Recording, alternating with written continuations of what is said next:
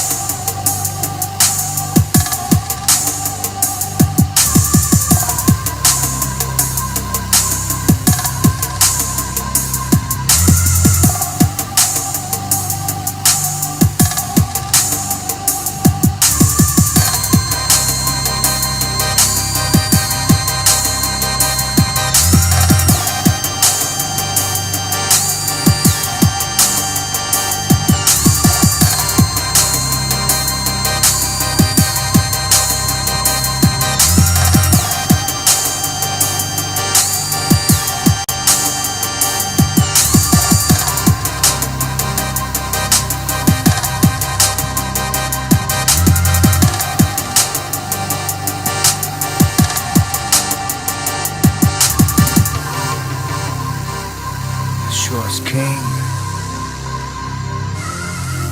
And we're back for another one.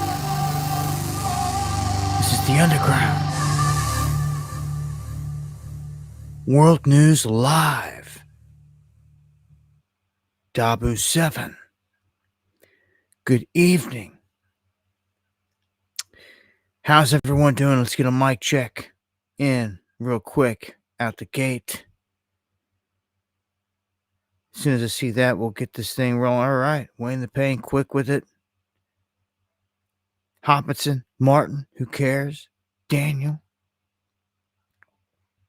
Thank you, Spiro, Gabe, Deanne, Real J, Bones, Flip. Good to see everybody. Academy, Warlock, Bella. I thank all of you for joining. All of you guys that share the stream. Appreciate it to the fullest. Again, thank you for all the feedback. If you're new to the channel, make sure to subscribe. If you need to get my attention, you can do as D. White and Kev Bar just did there in the chat. If you got anything to get to me, period, dabu7@yahoo.com is the email. Follow me on X as well, at dabu7. Curious Georgia. Much love. Hoodie Ross. Yeah, I want to thank everyone that supports the channel as well. Steely, hitting it early with the super chat. Thank you, Edward, for the coffee. That is the best way to support the channel and appreciate it to the fullest. And Lowrider, checking in, dropping 10 memberships to the Underground. Everyone that got them, welcome to the Underground. and hope all is well with everyone out there. Um, Going live 3 days a week. 2 days goes by between most of these streams, and there's plenty popping off. There's always more than what I can fit in the title.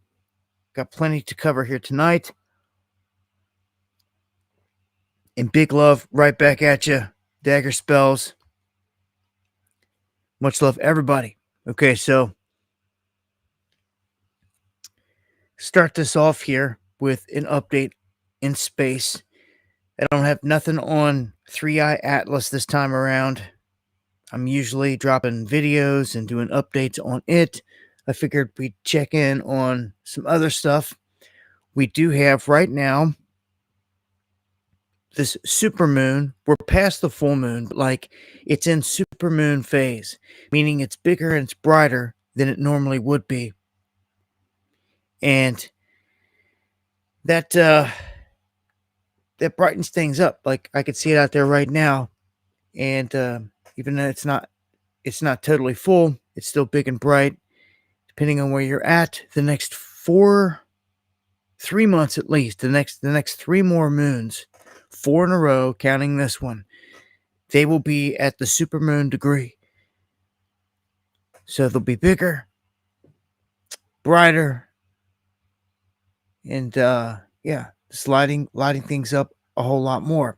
Now, we've got this object that came by, and it already went by, so no threat from this one. But it was a huge asteroid coming within 300 miles of hitting Earth.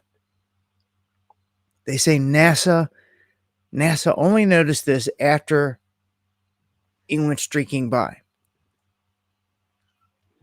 And that's a close call. Objects of this size, though, typically the size of this one, what this was, about 3 meters, 9.8 feet. They can burn up in the atmosphere. They can explode. And sometimes, they can make it down to the ground. They can hit the ocean. They can hit the ground. And all that good stuff. We've seen houses get hit. We've seen them put holes in the ground. In terms of these objects, you never know. These things that make it into the ground, you never know how big they were before they entered the atmosphere. We see a lot of fireballs out there coming in all the time.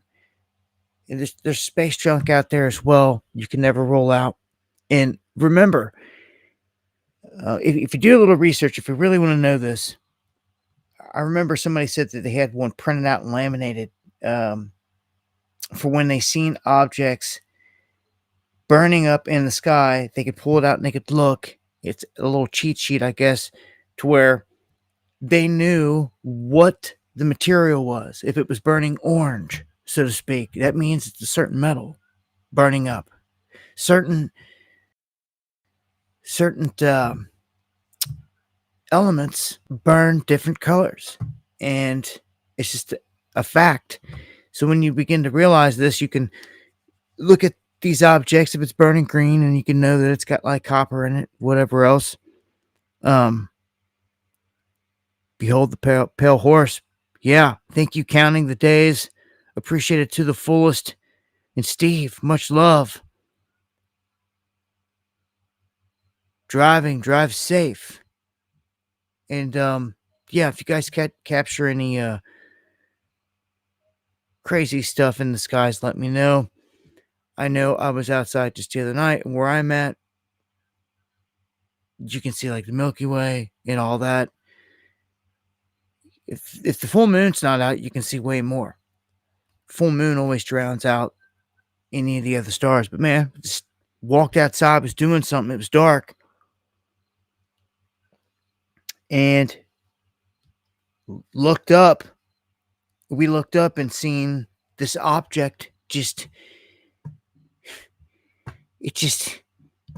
comes zipping across the sky so quick. It's just out of nowhere. Like, and she was like, "It's a drone. It's got to be like a drone." And I looked at this thing. And it stopped on like a dime and turned around and went the other way.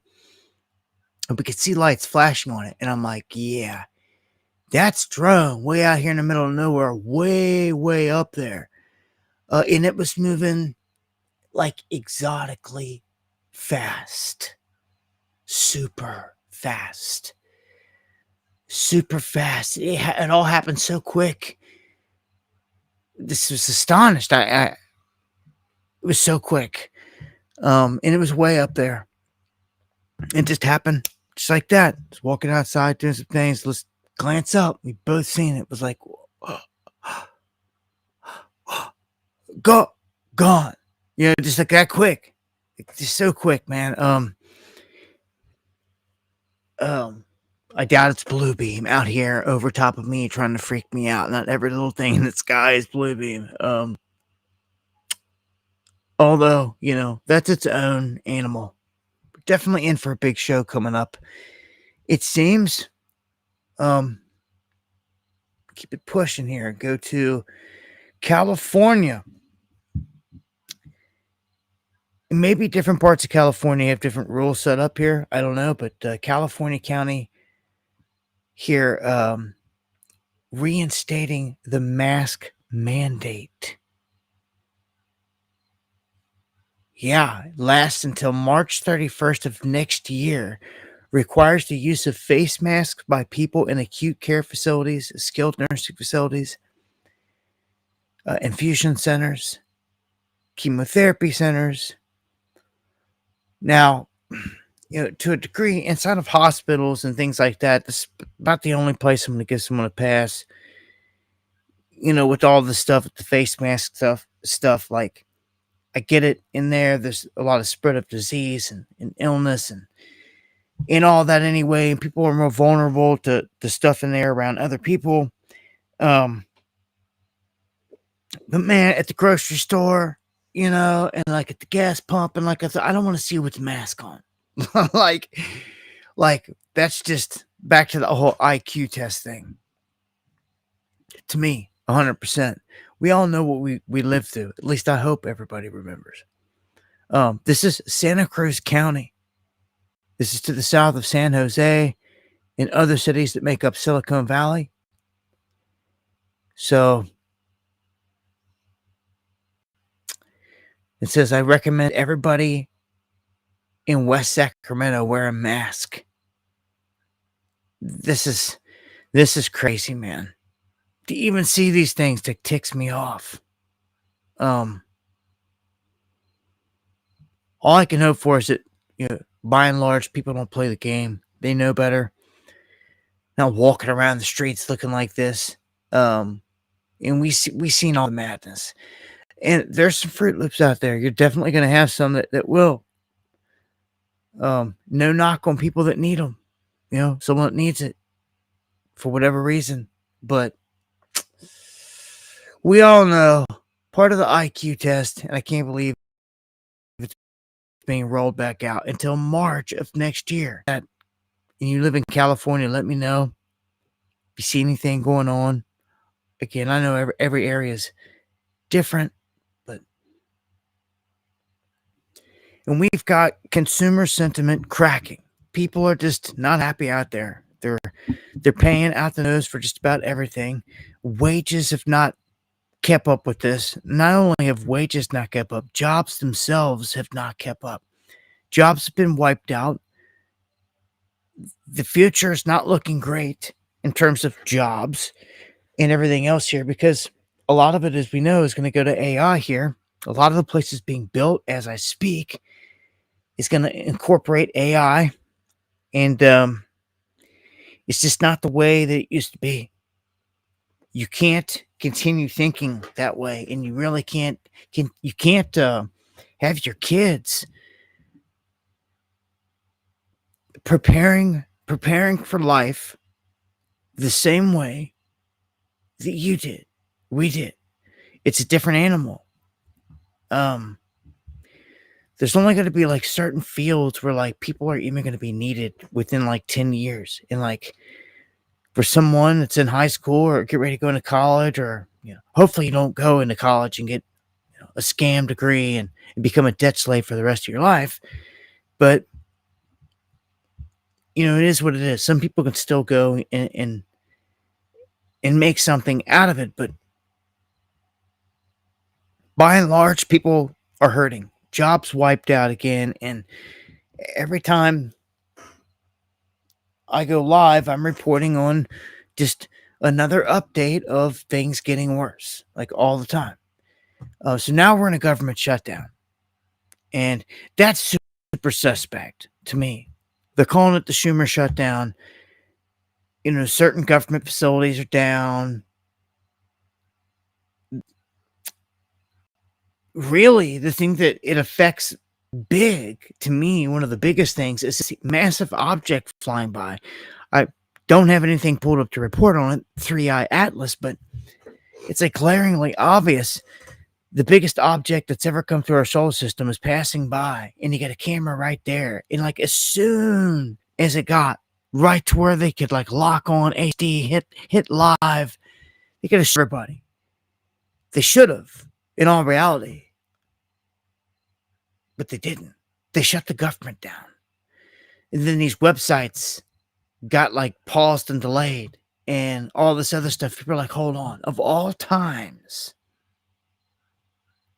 Are you kidding me? So we'll see what kind of images they end up coughing up from here. But again, backyard astronomers really not going to see much of this thing until December from here because it's going to be hiding behind the sun.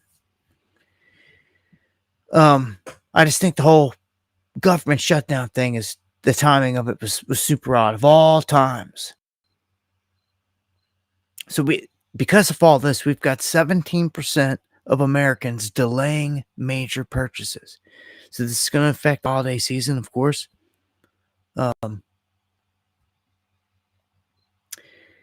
It's just affecting everyday life for everyone out there. So only 48% of U.S. adults under the age of 30 even have a full-time job. You heard that right. Only 48% of U.S. adults under the age of 30 have a full-time job. So I don't know. I mean, this is a huge problem, a huge gap, a huge issue here. Like, how they even get by. Even people working full-time jobs are barely getting by. So how is somebody even getting by? You have to be like, mostly single people or something like that, still staying in mom's basement or something. I don't know. I don't know.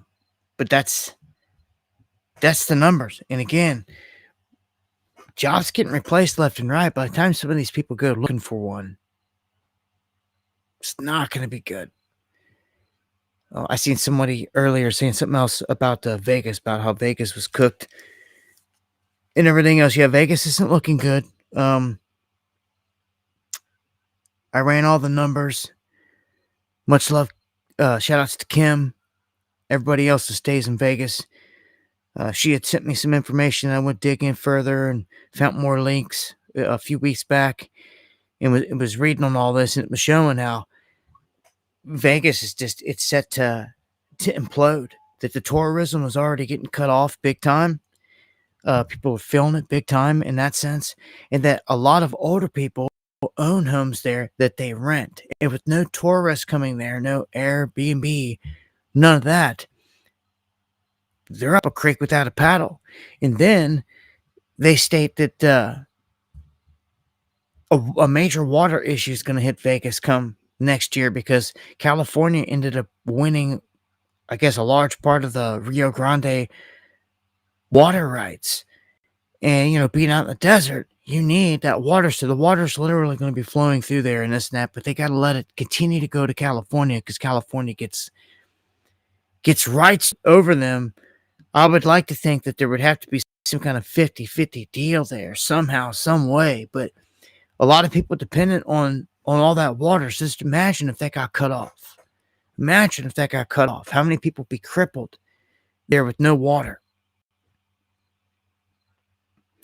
Vegas is beautiful. I've got a story. I'll double back on this here. I got lined up. Dropped a video one. I'll come back to that. But get to some of the economic stuff real quick. Goldman saying that $10,000 is the new floor price for copper per ton. So, a range now of $10,000 to $11,000 per ton in terms of copper out here.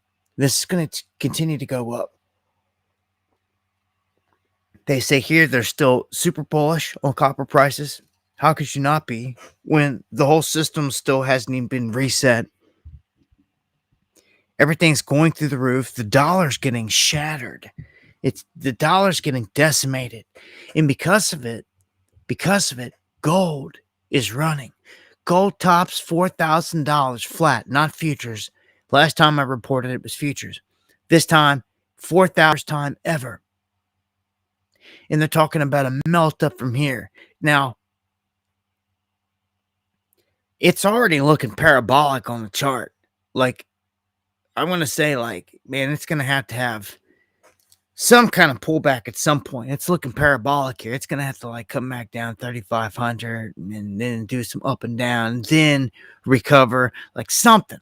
It's not been given any major pullbacks. Lockdowns.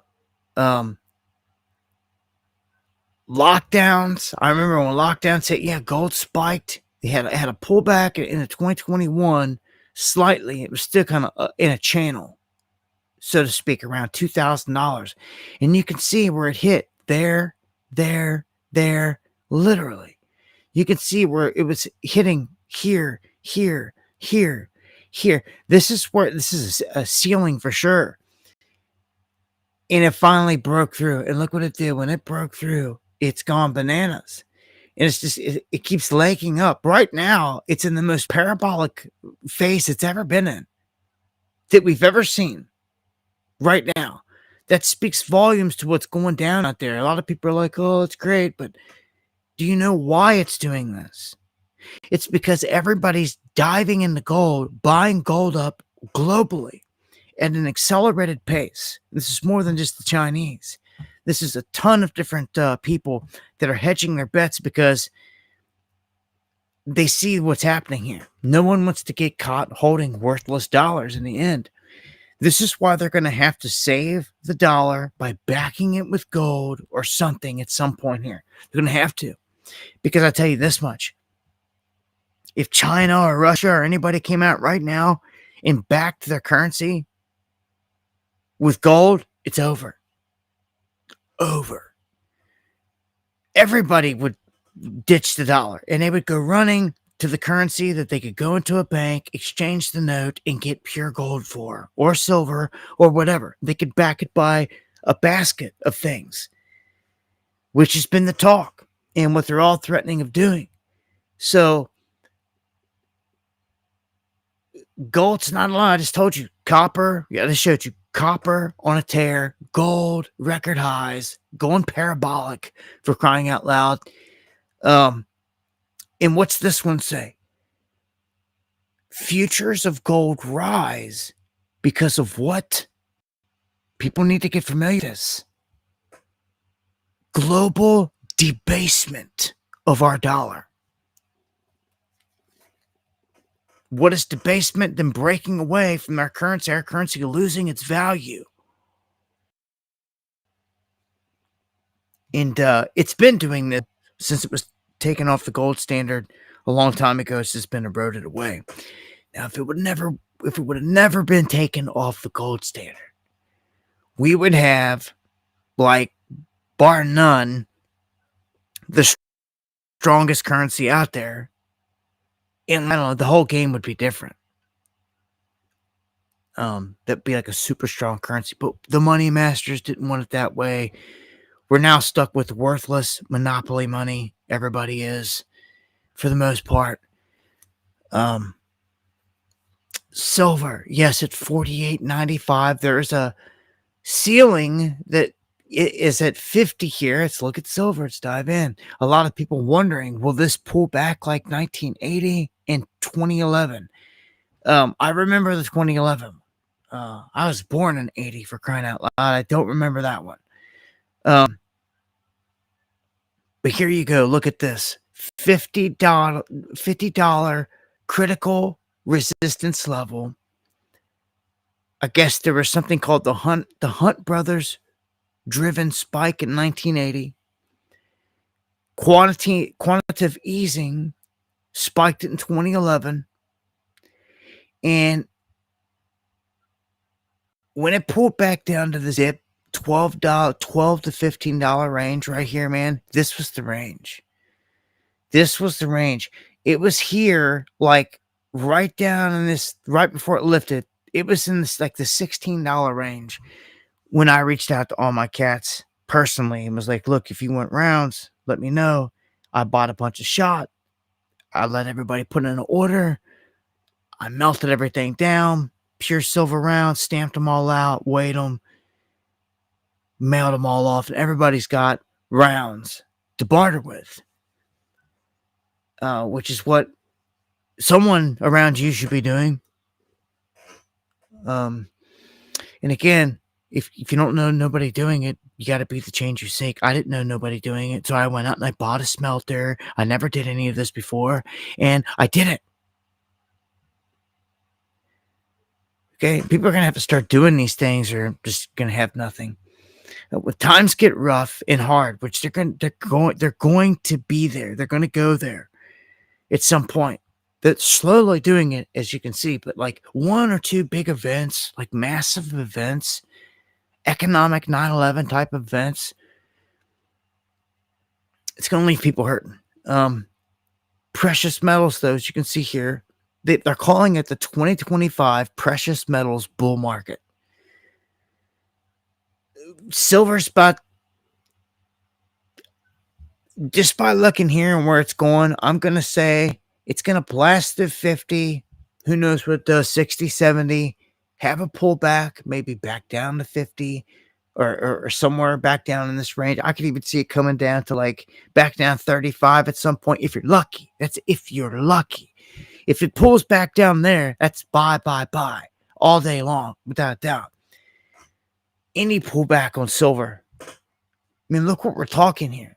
I just told you, man, it was 15, 16 bucks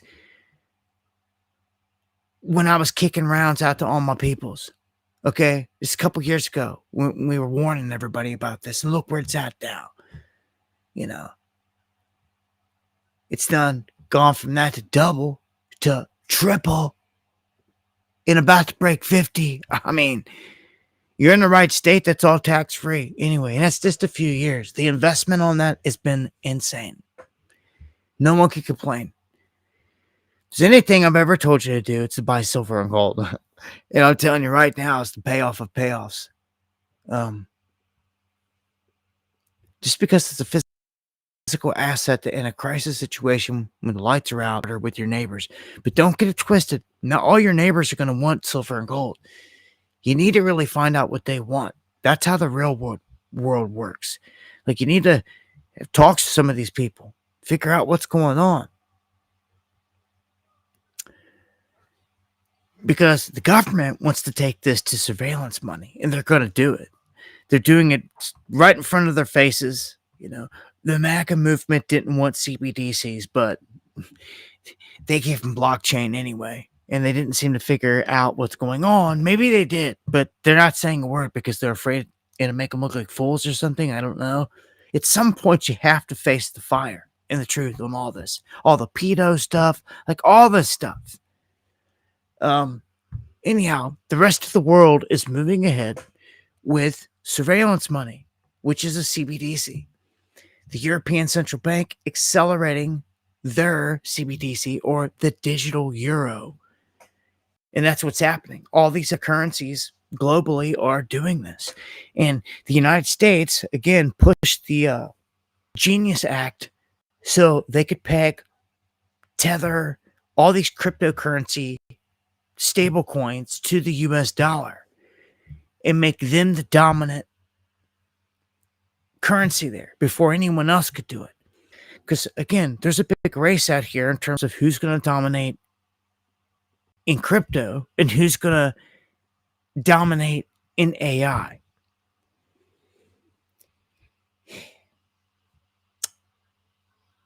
It almost seems they're telegraphing that, like, you know, China's taking the lead in the AI thing with the open AI versus all the closed systems coming from the West. For anyone that even understands it. And then with crypto, obviously the Trump administration has gone all in. There, Silver Sailor in the house. Thank you for the membership.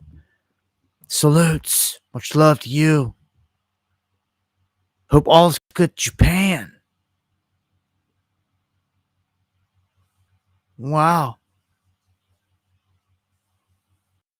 Here comes the helicopter again. Let's just see if he makes the pass right over the house. Hopefully not. It's just getting, here you come. It's just getting awful funny that it's around this time. Remember, I looked out the window last time I seen him passing right over the way, and I looked on flight radar, and it was not a medical shopper. So this one, as I look out, kind of the same. Probably a weed chopper making his way back. He didn't go right over me, so we're good. Yet he better not. All right, let's jump into the Brit card digital ID PSYOP. Now I warned about this. If you guys missed it, the UK or Starmer, their leader over there, is trying to enforce that everyone in the UK has to get a digital ID or they can't work. This goes right down to the mark of the beast, to the whole thing where you can't buy, sell, trade. You can't function. And that's the whole point. That's the whole point of the beast system. And we all know the end game is a biometric digital ID that they can track wherever, put you on a system just like in China. If you get out of line, they can ding you. And that's what they're doing. They've used the immigrant invasion as an excuse to push this on the people. But the people are very ticked off. They don't like the sounds of it. And they have come out and more than 2 million people signed a petition. But of course, petitions don't make any difference to the government. Okay? But at least they illustrate, what's going on with the whole situation. The government put out a fake poll saying that 57% of the UK public want digital IDs. And it was a flat out garbage lie.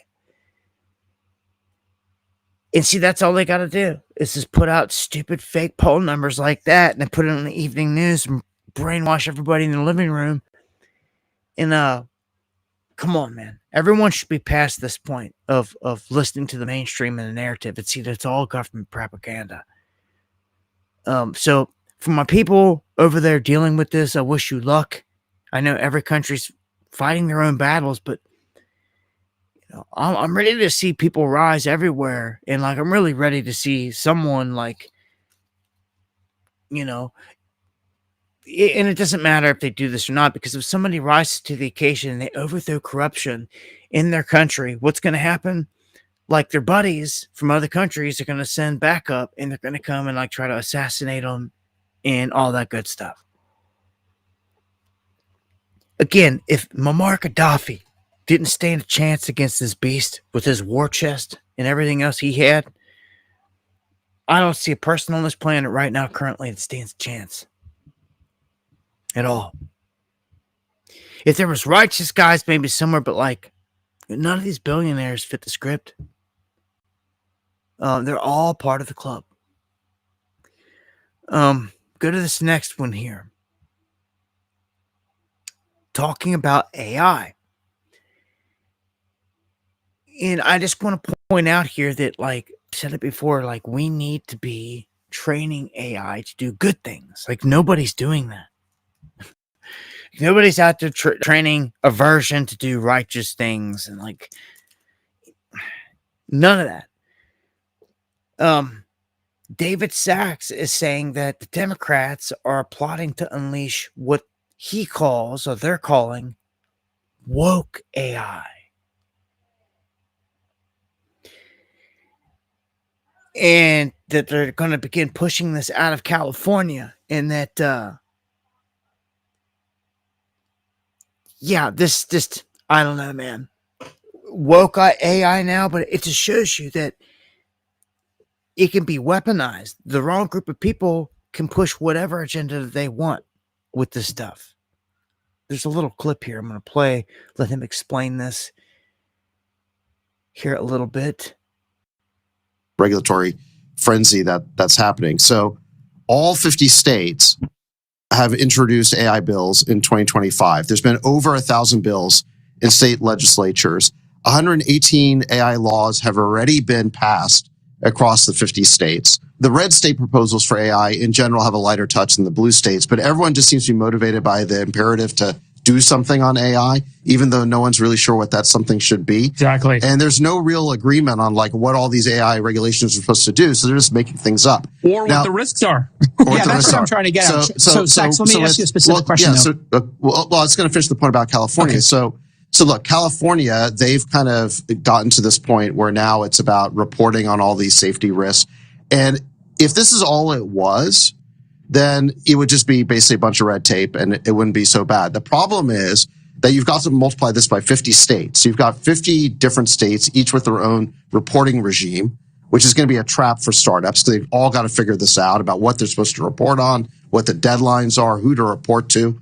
I mean, this is like very European style regulations, actually maybe even worse than the EU, because the EU tried to basically harmonize to get to one authority. We're going to have 50, they're going to have one.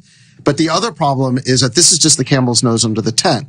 So even in California, Scott Wiener, who's the legislator who did SB 1047, now he did this, he's got a block of legislators, and they have 17 more AI regulation bills that they want to pass. So this is just the beginning. And if you want to see where this is going, okay, look at Colorado. We should talk about this Colorado bill because this has already been passed into law. And it's called SB 24-205, Consumer Protections for Artificial Intelligence. It was passed all the way in May of 2024. So it was one of the first to pass, even though they didn't really know what they were trying to regulate. No one's quite sure how to implement it. But what the law does is it bans something they call algorithmic discrimination. Okay. And algorithmic discrimination is defined as unlawful differential treatment or disparate impact based on protected characteristics. So things like age, race, sex, disability. If any of those factors drive an AI decision and it results in a disparate impact, then both the developer of the AI model and the deployer, which means basically the business that's using it, can be in violation of this law. And they can be prosecuted by the Colorado Attorney General. Let me give you a practical application here. So let's say that you got someone like a mortgage loan officer who's reviewing applications, okay? And let's say they don't even discuss race. It's not on the form, okay? They're just using race-neutral criteria like a credit rating or financial holdings, something like that. If the result of their decision nevertheless had a disparate impact on a particular protected group, its decisions could be found to be discriminatory. And moreover, the developer of that model could be liable, even though their model just gave an answer that under the circumstances was truthful. The only way that I see for model developers to comply with this law is to build in a new DEI layer into the models to basically somehow prevent models from giving outputs that might have a disparate impact on protected groups. So we're back to woke AI again. And I think that's the whole point. Yeah. That's the whole point of this Colorado law. So they can't, the thing with this AI is it's getting so out of control. They can't, anyone that kind of understands it here could seem to weaponize it or use it for your agenda. I'm telling you, we need to get on this. I wish, look, if you're someone out there listening and you're interested or you have any ability to do something with AI, if you're into machine learning or anything like that, if there's anyone out there that can hear me that's in this field, please let me know. Reach out to me, dabu7@yahoo.com. I'd really love to hear from someone. Just that'd be crazy because we got to do something. And I'm willing to learn. And I approached kind of the whole crypto thing, blockchain thing, the same way. Like over a decade ago, I said, like, if this is a new technology, I want to understand it. and the ins and outs of it and where it's going and everything else. That way I know I don't want to be blind to it. And I feel the same way with this. If I all I gotta do is spend some time doing more learning and researching to figure out how to start, where to start with the program to start machine learning something in AI to get the whole thing going, how the whole process works. You got to start somewhere. And again, since no one else is going to see me do it, you got to be the change that you seek. So I'll do it if I have to.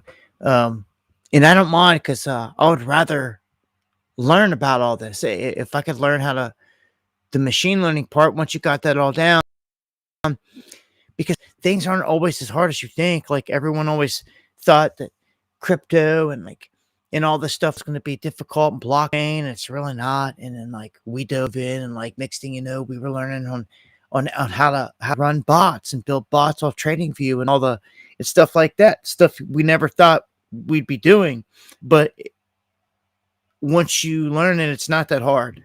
So I can imagine that just getting this process down, I'd love to have an AI that fights for us when they could chime in, I don't know, at any time.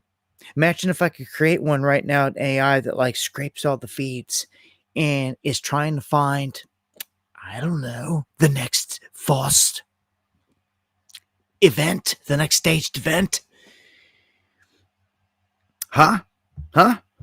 What if we could? What if we could train one up to scrape all the data to fight back and to be our eyes and ears and if to pick up on things and to pick up on things super quick, lightning quick, and again, turn the tables. They want to use this stuff to kind of track us and against us. Well, if we can use it in some way, somehow, again, to stop even just one event and save lives, it would be worth it. But bigger, faster, more permanent than all waves combined, they say AI is going to leave no sector behind. This is it. It's just a 46-minute interview. I'm not going to play all of it, but they touch on all these things in this interview of just every aspect of everything that we do is about to be completely done. If you stop and you think of 10 years from now, where even a modern gas station, what it will look like, they're all going to be transformed. They're all going to be different. And again, there's going to be very minimal people involved. From what I've heard them say, a lot of them, there will be no human, but there will be, if any, there'll be one or two. From what I've seen it described as, it's them little kiosk type of gas station things where there's one person in this little building, tiny little building, and I don't know, even the candy bars and the drinks and everything, they're sitting outside of the window, and it's nothing but pumps. And they're talking about this because it cuts down. You don't need all this other stuff, which then, in a lot of them cases, there's not even a bathroom, a public bathroom around. There's nothing.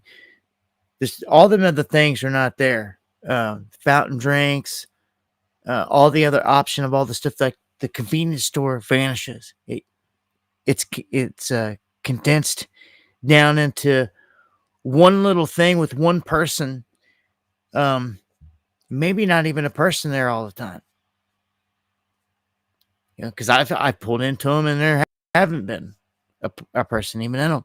It's you just got to pay at the pump anyway with a card and keep pushing, or you ain't getting nothing. You ain't going nowhere. AI is consuming our water. I know we live in a water world, but they don't seem to do enough to transfer things over. They're really not doing a whole lot at all. We got the technology, desalination plants. If it was me, all over the place, there would be desalination plants up and down the coast, all over the place, just taking all that salt water and just turning it into fresh water all day long and sending it into where it needs to be. But like, it just blows my mind why is it not being done? Well, politics and the demons running the show. That's what it all comes down to. But if there were good people out here and we could do this the righteous way, this is one of the simple things that would be all over the place. Desalination all up and down the coasts, turning all this salt water into fresh water, usable water. Instead, what they're about to do is they're about to roll out AI that consumes a ton of water, of which we don't have to get rid of. I mean, we're teetering on the edge of disaster. I just told you earlier, Vegas, come next year, they're going to be in disaster mode because of water there. Okay? At some point, I don't see how you're going to fix that situation. It's like Vegas is going to like dwindle away. Like when it's out in the desert like it is, and like it gets cut off of water completely, what do you do? It's like, this is why whole civilizations have collapsed in the past. And why there's only one, a handful of major cities out in the desert anyway. Because it's so inhospitable. AI is going to suck up all of our water now. Like, I don't know how we're going to do this. Fresh water, man, it's going to be like gold. I know all the states have different laws on the books, but I'd really from here on out, if you're thinking about living like 10, 20 years in like through a crisis situation, you like have to be able to capture water. If you cannot capture water wherever you're at, I don't know how you're going to survive, especially in a major crazy situation. The AI is going to come along to suck everything up anyway. I don't know. The AI is like demonic. It brings so many bad things. They like outweigh the good. But again, this is what you get when bad people are in charge. So, yeah, if you hear that they're going to put an AI center anywhere near you or this and that, trying to hype it up like it's a good thing, you better think again. It's definitely not going to be bringing a ton of jobs for your people. What it's going to do is it's going to come in, it's going to suck up your resources. You have nice rivers or lakes or anything like that around, it's going to try tapping in and feeding off of them. And that's what the people depend on. Those bodies of water for fresh water. It's bad news, man. Down Memphis, there's something going on here. Trump's like, yeah, we're going to like all the places in the country. It struck me as odd. Like, we're sending troops into Chicago, we're sending them into Portland, and out of nowhere, he's like, we're going to send them into Memphis, and then even Nashville. It's like, hold up. Like, their crime's not through the roof. Like, Nashville, like, compared to all the rest of the stuff going on, like, every place has got its own crime. But, like, not like that. Like, a lot of other people caught it and were like, hold on, something's going on here. And then right around the same time, I realized, hold on, this Memphis and the outskirts right there, that's where they're building, like, the world's largest supercomputer. Like, Elon Musk is putting the brain right there in Memphis. And a ton of people are pissed because they're realizing now that, like, this isn't going to bring jobs. And, like, all it's going to do is suck up your resources. And then, like, whatever's left is going to be super expensive. And, like, I don't know, man. This is getting bad. Wake up, America. Thank you for the coffees. Appreciate it to the fullest. Thank you so much. Much love. God bless. Keep it pushing here. Trump signs an order approving a 211-mile mining road in Alaska. And this is to access copper and cobalt minerals. So they're going to be diving in deep to any area they can to get any precious metals that we can get our hands on from here. Things are only going to go up and up and up. I'm telling you, like the gold, copper, the silver, platinum, all these things, man, going to continue to rise. So the CDC has an update that we should talk about. They say, with everybody masking up in California, as I showed you, the CDC is saying that the C19 jabs are now up to each individual. It's no longer broadly recommended. That's the latest word or whatever that they put out there on it. After all this time, so the biggest fear that I have, there was a clip, and I'm going to pull up the feed here on Twitter here in a minute.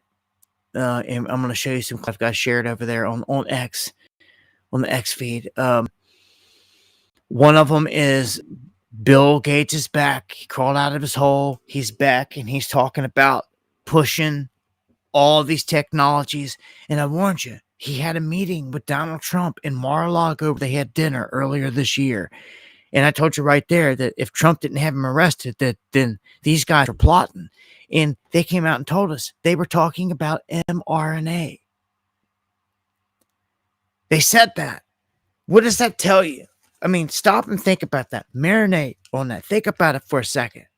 What does it tell you? What do you think when you sit here and you envision Trump at his spot in Mar-a-Lago, all cush? Gates comes in. They're all eating, some filet mignon and this and that. And they're talking about mRNA. Like, they're talking about making money on mRNA.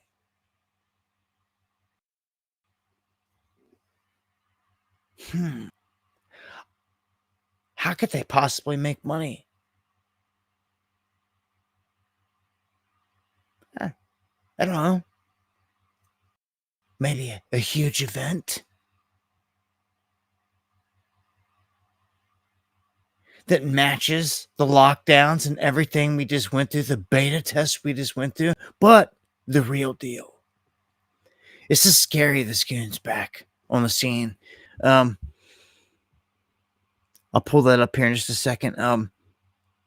So people around the globe live in chaos, all over the place. We've Somalia, even here in this country, crazy cities. But if there's one place that really stands out where people are worried about chaos, at the top of the list,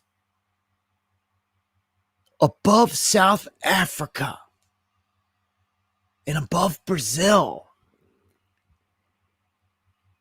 is Mexico.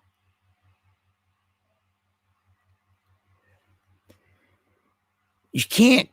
Some people I know out there keep trying to deny this or downplay it, and act like it's not happening, but then it's happening. And then when I turn around and say, "Well, what about this murder? What about that murder? What about this?" They're silent. They don't say nothing. It's like, okay, well, you could try and tell me it's not all that bad down there. As soon as a new story pops up, you have nothing to say about it. I had to just kidnap more people and kill them. This is getting crazy. So Mexico's top of the list. The proof is in the pudding. The cartel strikes have not even began yet. And I'm going to get to that here in a minute.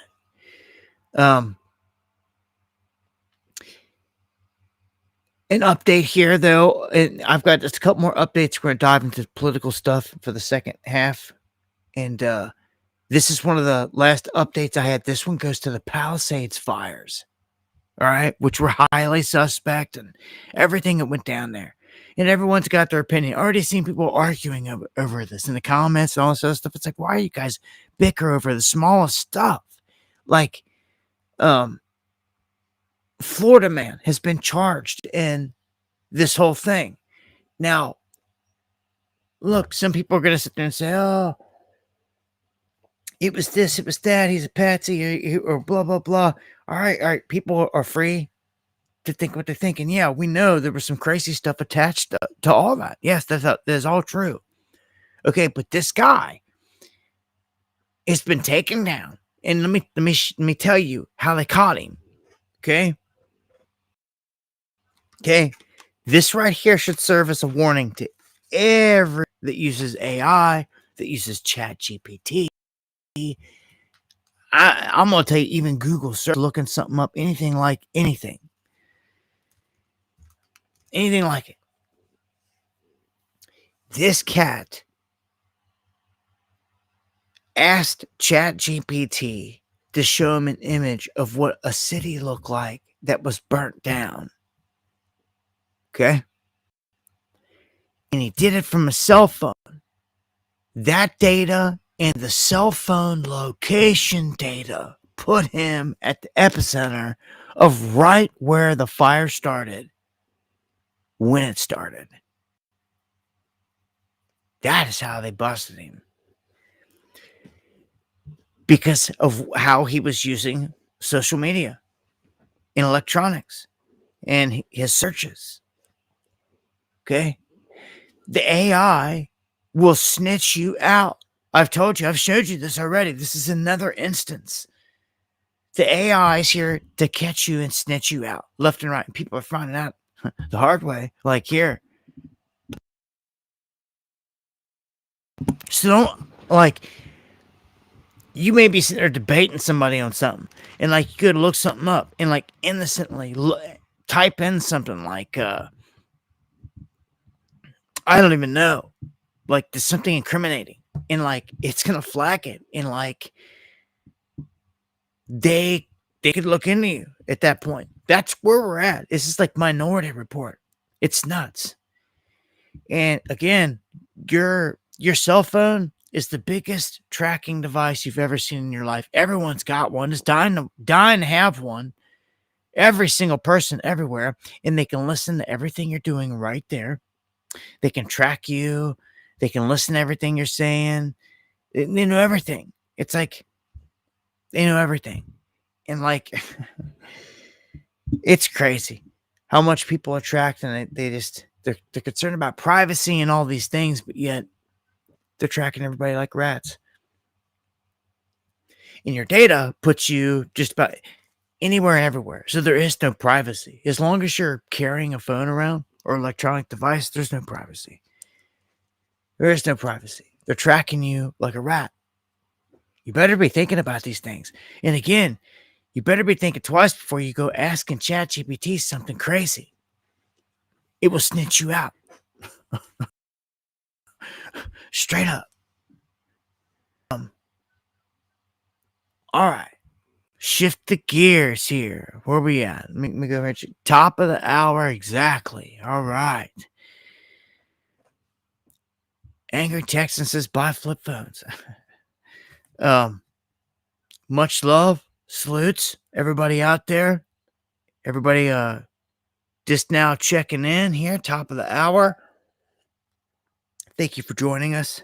I want to thank everyone that joins us, everyone that shares the stream, supports the channel, buys any coffees, PayPals, super chats, memberships, prayers, all that stuff. Sharing is caring. Thank you to the fullest, because we are heavily censored. Always have been and probably always will be, but that comes with the territory when you're out here doing it.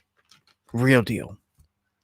You know, Candace Owens and all them are out there and getting millions of views. I think they're blasted on every feed every day.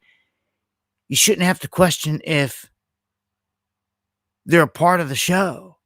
Well, yeah, they're allowing you to see that person and have been for years now, right in front.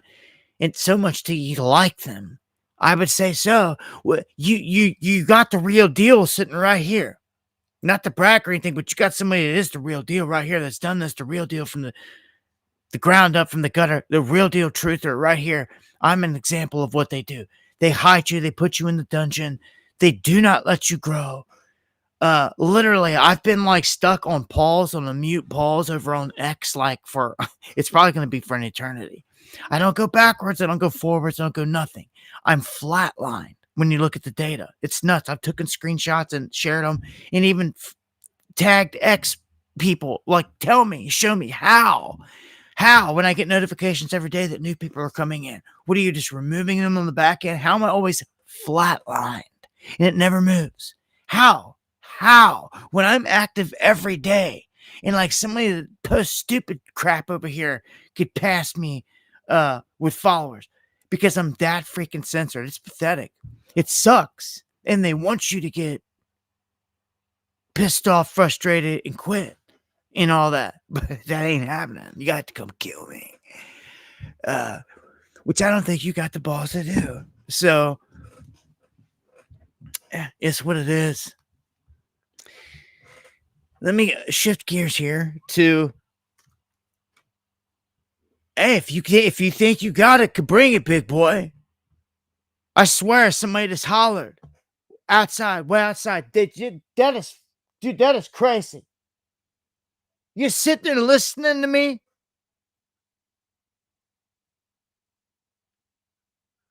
Dude, this is crazy. Dude, I know who it is. It's pathetic. All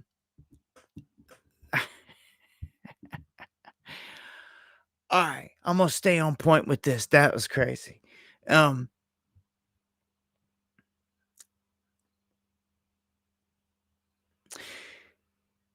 Let's go to Area 51. Have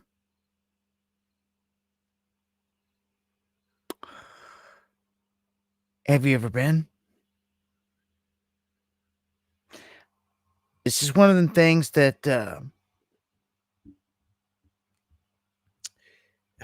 I still can't get over that just happened, man.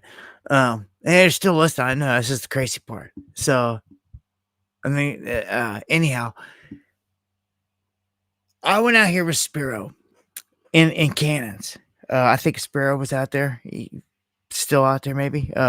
Here tonight in the chat. I gotta say, it was the biggest adventure,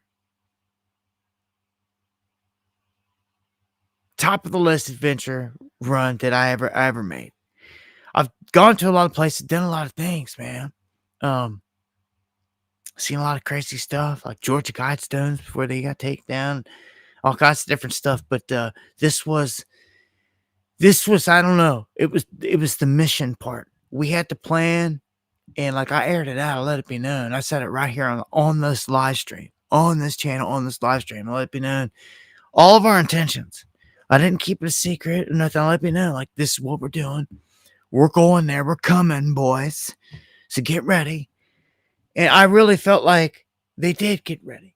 I felt like when we got there, like, you know, you're always expecting to see the Raptor guys, the guys in the white vehicles, and get approached and all this crap, and like gonna run up on you, and like you're anticipating that like the whole way. But like the simple fact that like it was a ghost town the whole way in and out, it was kind of like, And it didn't matter because they're watching you. You see that cactus right over there? Right? Right, that's fake, and it's listening to you. See that rock over there? It's fake, and it's listening to you. Believe it or not, it's the truth. And the main trails going up Tikaboo Peak, they're littered with these devices that you wouldn't even know are there. So they're listening. They know people are there. And then when you get to the top, there's a camera on you. And you just kind of got to get over that. I didn't like it. I went down over the front edge. You know, yeah. This is the part. I just hate being on camera. Like this, we went through all this to get all the way to the top. And there's a camera at the very top of Tikaboo Peak, at the spot where you can see into the base.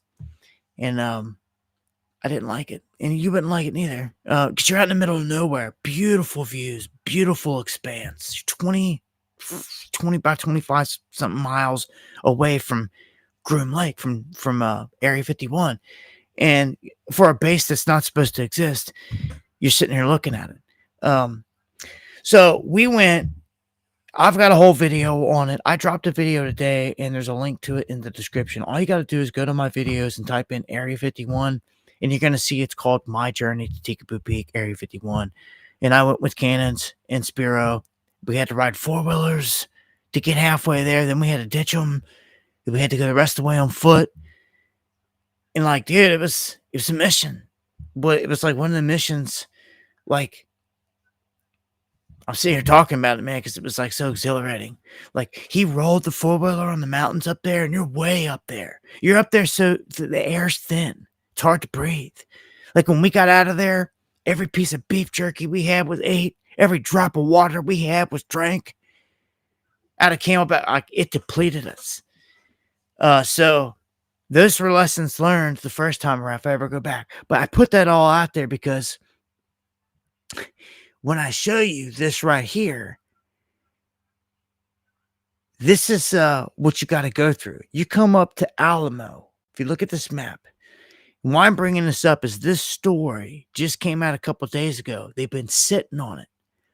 You may recall a couple weeks ago, within a couple weeks ago, I looked back. It was the title of one of the live streams. I didn't put a video out on it, but I covered it right here on the live stream. It was the Area 51 shooting. Okay? Happened at the gates down there. And it was really suspect and it's kind of odd and kind of off. Well, when you get up here above Alamo, there's a road that goes to the left. And I believe it's Extraterrestrial Highway is what it's called. And it's what Little Alien is on. And you follow that road. If you go past Little Alien and all, you follow it on down, you come to a road you can turn onto, and it's the one that has the famous mailbox, okay, and all that stuff. And there's gates, okay, and there's other little side roads that all run. You can see from the mountaintop. They run all the way through the valley, all the way out to Groom Lake. You can see this. That's the craziest part, is that you're staring at a place that's not supposed to be there, you know, top secret, but yet it just blows my mind. It always blew my mind. And thank you, Spiro. You're a bit like a mountain goat up there as well. But man, I love the mission. It's one of the greatest memories ever. But I tell you that they knew we were coming in, because when we got there, and you can go check the footage. We have different shots. You have Spiro's feed, you have my feed.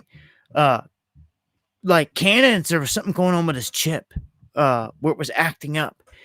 We went here to do the very first live stream ever, and we did it. It's something we hold the title for. Straight up. Spiro is right there in the chat. He can confirm it. It was 10 years ago when we went, a decade ago. It was 10 years, 2015. We went. No one ever did a live stream, and there was no drone footage of Area 51. So I went to knock two birds with one stone, basically two big things, and we did them. And I have the footage, and I put it out there. I think it was back on the backup channels where I dropped it, but I've got it downloaded. The drone flight, I went straight up in the air off of Tikaboo Peak, off the top. It was a little off the top of the peak, down from where the camera was, so the camera couldn't see us. And I went straight up. When I did, a wall of wind caught and like tried to push it back. And like, I just remember I kept going up, up, up until I looked down and I could see these little buildings. And when I knew I could see these little white, like reflections of buildings, I knew I had it. And that was it. I was like, I could bring it down. And it wasn't like, oh, we're flying right over top of Area 51, but it was the very first drone footage of Area 51, period. All right. Our live stream that we pulled off was the very first live stream ever, because History Channel, you know, all these other places, they went up and they got footage, but they put out documentaries. None of them ever went live up there. We were the first ones, man. It was hell of a. Both those things are huge. We hold those titles, man. I don't care what anybody says. It's never been done before. We clearly put it out there, and we knocked them off. We did them. We almost didn't because of it was almost like the technology was getting messed with, like for the streams. But me and Spiro got some crazy footage, man. They did some stuff like right there. Like there was something gyroing like right there on the tarmac, right outside of the South Hangar. It was a brand new hangar that they just built. We got the first footage of it as well. I gotta throw that out there. It was the first footage of it. So it was 3 firsts. And we caught mystery objects in Area 51. Broad daylight, right outside the hangar. What's crazy is if you go and you watch the footage, like from my footage, the one that on the left side, this thing's out there and you can see it like glistening in the sun, and it's spinning and it's gyroing, and then it's just gone. It's just not there. It's just not there. It's just gone. It's just not there. And then I believe it was off Spiro's feed, which is the bluer feed, on the other side. Just like slowly out of nowhere, it looks like this long cylindrical object is like either rolled out or materializes right there on the right side of the hangar, which was just wild and crazy. And again, this is all going down Area 51, so you're just like, you're taking it all in from like 25 miles away, looking down in like a hawk. It was nuts, man. It was nuts. Anyhow, I give you all that. I could go on and on and on about that trip. I'd love to do it again. This aircraft crashed within the past 2 weeks up here, and it's very near the road that runs you down off extraterrestrial highway, very near where the road that runs down to the main gate. And they said it happened nearly 2 weeks ago. And I'm like, hold on. That's the exact same timing when the dude was there shooting. So now we have in the same window a mystery guy that was down here shooting. We don't know much of anything of. Now they're saying a military aircraft was shot down or went down, crashed. Not that it was shot down, but it went down. We don't know if it was shot down or not. They're not saying how it went down. They're not saying exactly what it was. But some have speculated that it was a drone, like some kind of drone. But that's speculation. That's just upfront speculation. I mean, dude, Area 51 is like right freaking there. Like, you're talking like exotics. You know, that's why we went out here. Like, the crazy stuff, like, is tested out here. Something crashes in this mountain. Like, it could be very interesting. Who knows what it could be? Even if it is a drone, what if it's the neutron technology? People are so quick to write things off and just push on. Like, what did they just show you in New Jersey? Drones that can outrun our military aircraft. Come on now. Can't even jam them and knock them out of the sky. Come on now. So yeah, it'd be pretty crazy if one of them had crashed out there and you came across it, because somebody did come across it. This is where things get a little crazy with this whole thing. Is they call in the FBI because they said they went to the crash site. They cleaned up the crash site. Went back to the crash site again like a day later to assess it. Somebody brought in foreign materials and scattered them in the area, like other aircraft parts and a training test dummy or something, and put them all in this location. And they're like, hold on, like, it's like out in the middle of nowhere, dude. In the middle of nowhere. They're like, who did this? Who could have done this? Like what? Like, there's very few things around there Like, and they are watching everything. Like, even at Little Alien, you feel like you're being watched and this and that. It's like nothing, anywhere you're going around there, how can they not be watching? The raptor dudes roll up out of nowhere. You know, I don't know. I thought it was interesting. Wanted to cover it and throw it out there. It's not every day that you report on a mystery military aircraft crashing at Area 51. And this is Area 51. Don't get it twisted. This is Area 51. This is its backyard. This is playground. When they're flying stuff and it's zipping around and all this, this is the Tonopah test range. Okay? All this airspace. That's why if I ever did go back out here, it'd be worth camping out a night. For sure. For sure. Camping out a night. A night under the stars, Tikaboo Peak. Shh. Boys, we'd have to take a telescope.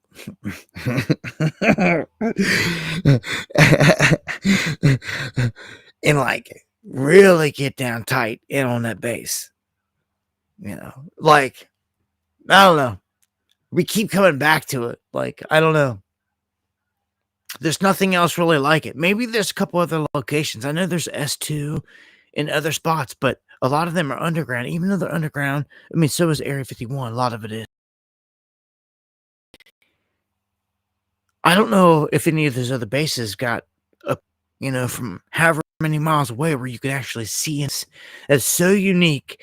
And I really can't believe that it's open still. That they've never taken that peak over. Like all the peaks west of there are like you can't go on. That's the furthest peak you can go on. I believe there was a range, maybe one range closer in the past that people were going on, but they did something. I don't know. I have to look back into that, but I'm going to keep it pushing. Where we at here? I'm not even playing this one. This is freaking AOC. AOC is in line to run for the presidency, unfortunately, with Newsom this next time around. And I'll refrain from playing anything with her until we have to. Let's jump to Comey.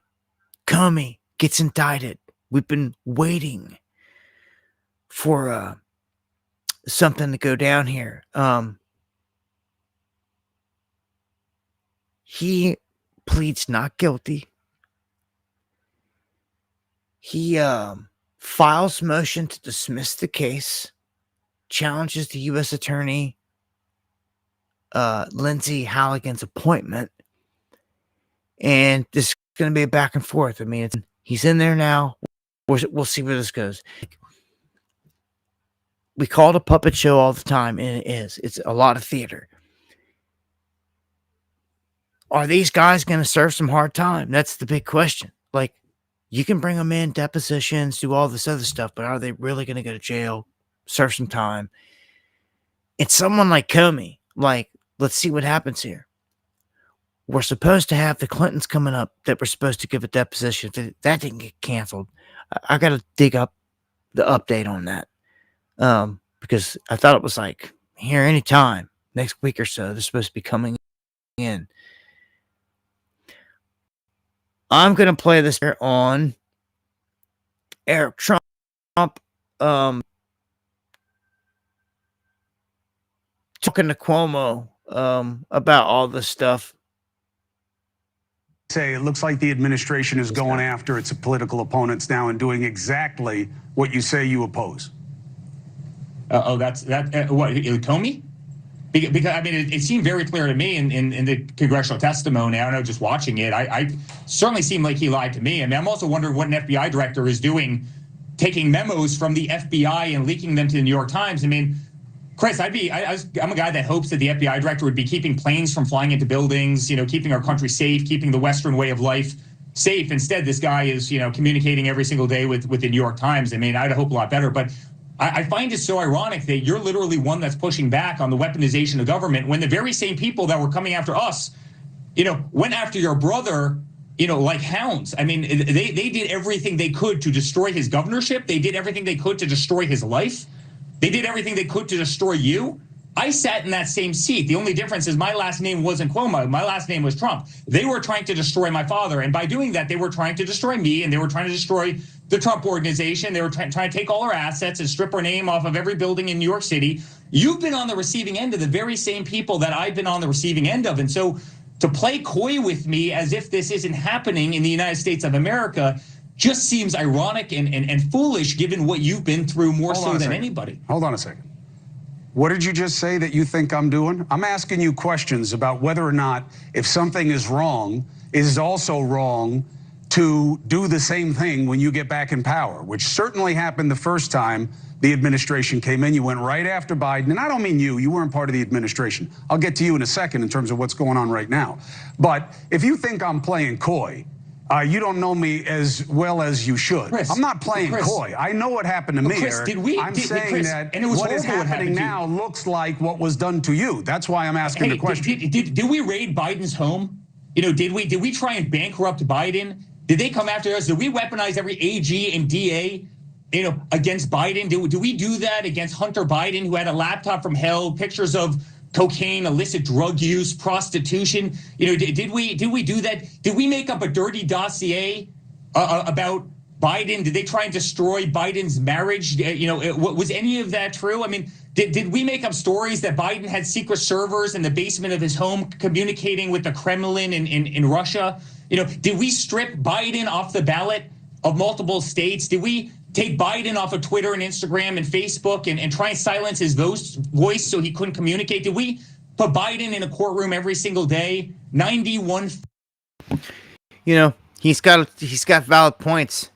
Yeah, that's why Cuomo's just sitting there looking like, but it was set that way, I will argue, because that's a left-right paradigm.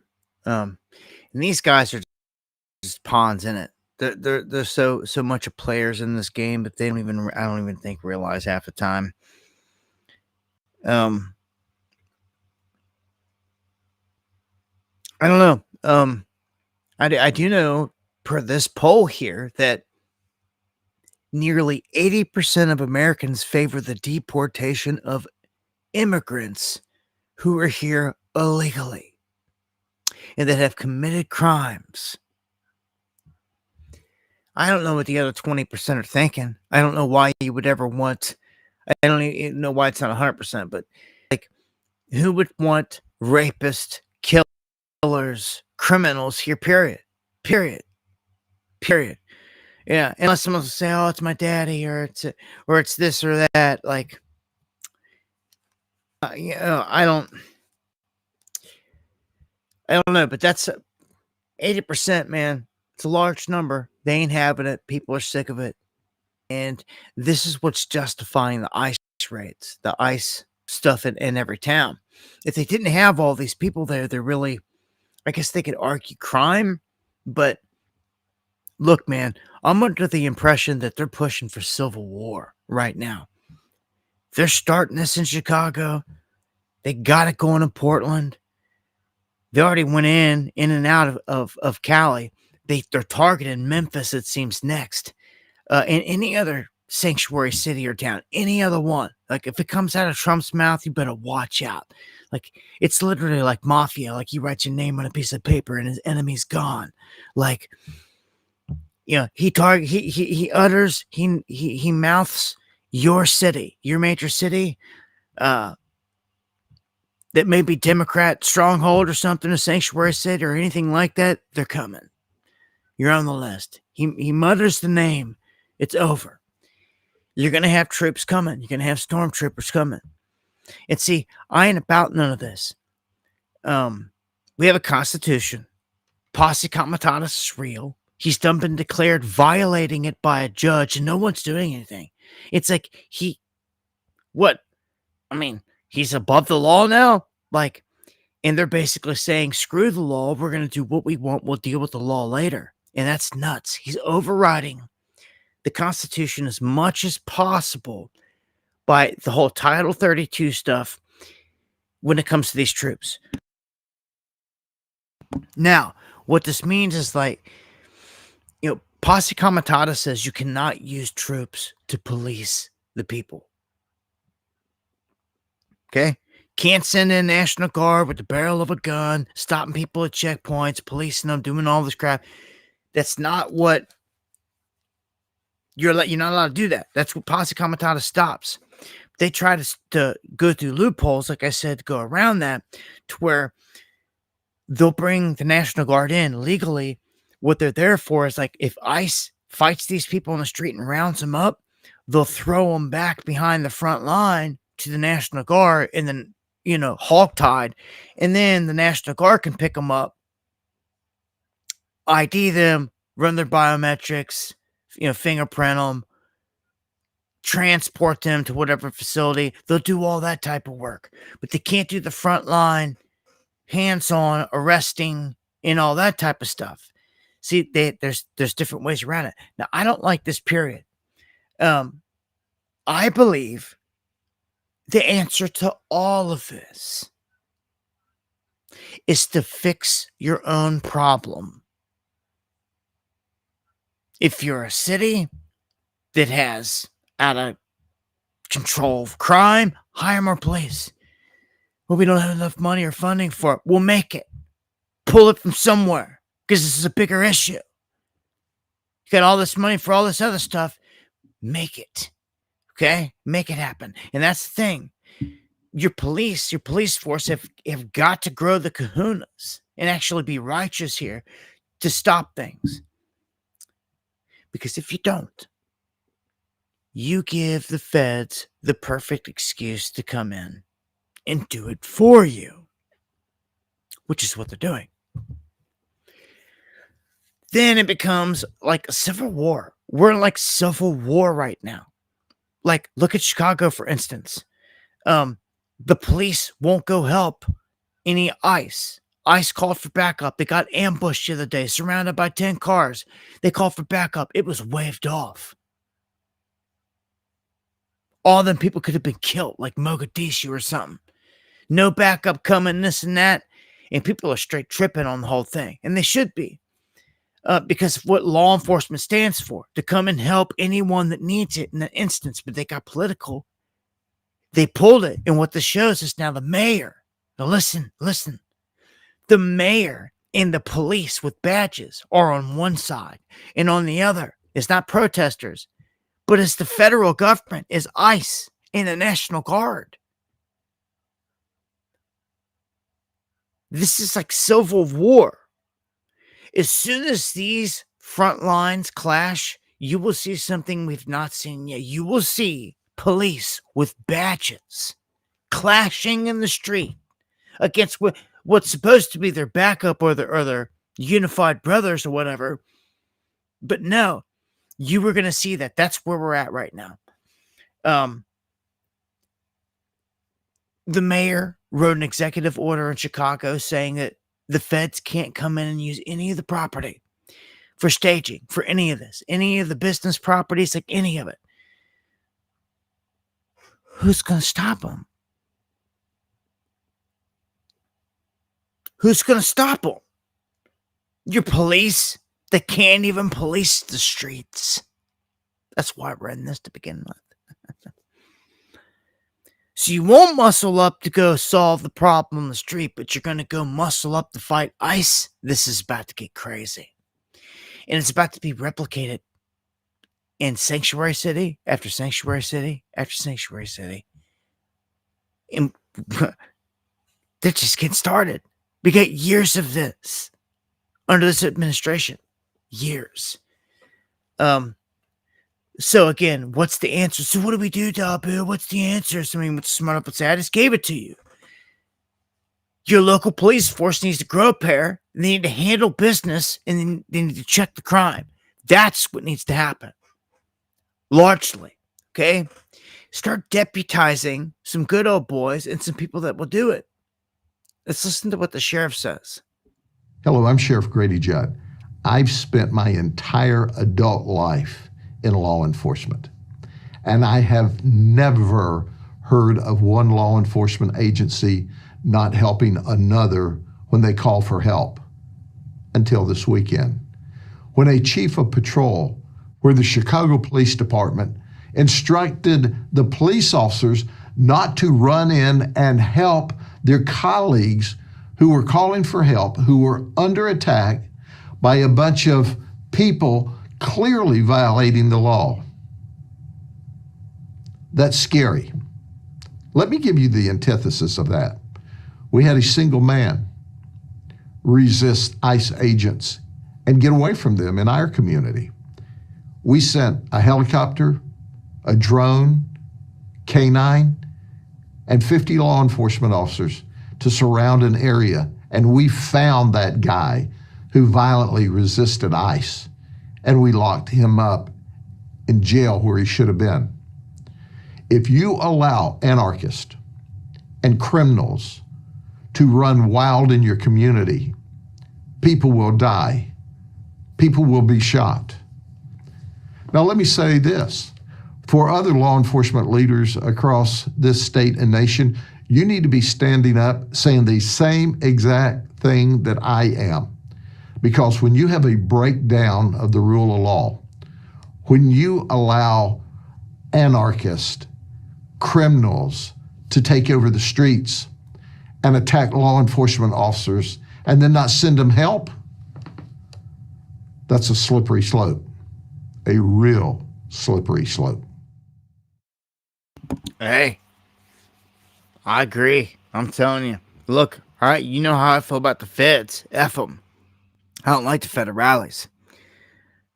Never have, never will, because they're the enemy. They're the ones staging all this crap. They're the ones that have killed every legendary person that's ever come along and been murdered. It all tracks back to the corrupt alphabet gangs every time. And you know it. It's point blank and simple. If you haven't learned it by now, well, there you go. Okay? So,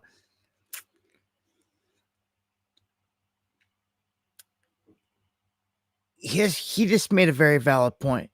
You got to fix it. I told you, you've got to fix it on the home front. You got to get it together. Start deputizing good old boys in your town. If they're willing to step up and do something about the issues, deputize them. Okay? You cannot let murderers and all this chaos just run around, or it becomes absolutely chaotic. Some of these places are out of control, man. Now, let me keep pushing through this, man. And sevenfold, much. Oh, and thank you for the comment. Much love. Thank you for the super chat. Sevenfold, got that right. Sevenfold when we roll on Bohemian Grove. Look at this deranged leftist arrested with 200 explosives, Molotov cocktails, a manifesto. You know what that means, right? And this was in a tent outside the annual Red Mass for Supreme Court, outside St. Matthew's Cathedral in D.C. right before Mass for the Supreme Court. Yeah. They say several SCOTUS justices were likely to attend this special Mass, and this leftist Luis Gurry here was positioned outside in a tent filled with all these explosives. I'm like I said, you're just sitting outside on the lawn in a tent. Look, you don't think that anybody was going to say, why is there a tent there? You know, somebody in it? Homeless dude? Like, what's going on here? Like, I don't know what he was thinking. And that 200 explosives inside this tent, can other containers, chemicals manifest? You act like this was like some kind of apartment or building. Like, it was a little tent. Found all this stuff, and I'm just like, wow, that's like nobody saw him taking it in, or I don't know. Just really weird. They got him. That's just a lot. It's a lot of craziness right there, right outside of this place. So the theme continues. The left-leaning crazies as they keep pushing out there large scale.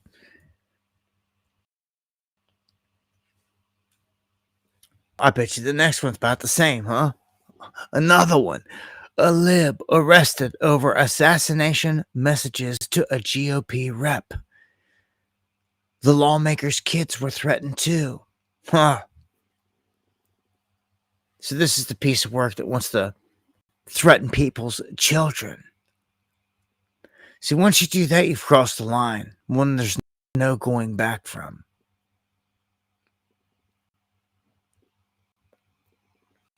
Understand that, Henry? Federal agents arrest Chicago gang leader for allegedly ordering $10,000 murder for hire plots on Border Patrol officers. And if you missed it, I put out a video and I reported on this as well. Tulsi Gabbard came out and said there are bounties now being put on all of our officials' heads. So this is real. Like a war has started. You cannot sleep on this. $2,000 to kidnap. $10,000 to kill. That's the bounties being put out there right now.